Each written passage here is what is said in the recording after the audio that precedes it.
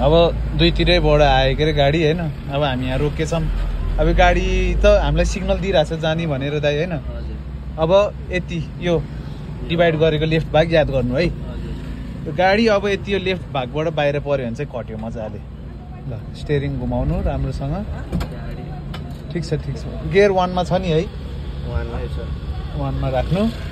गाडी आउँछ उताबाट ठिक छ अब चाहिँ मजाले कट्छ राम्रोसँग हेर्नु यो चाहिँ एकदम इजी ट्रिक हो जो चाहिँ यति यो फ्रेम भन्दा अब यसलाई यति यो फ्रेमबाट बाहिर पऱ्यो भने चाहिँ मजाले कट्यो गाडी यस्तो बाटोतिर चलाउने बेला यस्तो प्रब्लमहरू भइरहेको हुन्छ कतिधेरै जाम हुन्छ होइन बाटो सानो छ अब हेर्नु अब यो यति यो बराबर भयो अब स्टेरिङ सिधा गर्दै जानु मजाले कट्छ स्टेरिङ सिधा गर्दै जानु नाइस ठिक छ अब अगाडि फोकस अलि गियर 1 मा छ होइन अब गियरलाई अलिकति स्पिड बढाउनु 2 मा शिफ्ट ओके नाइस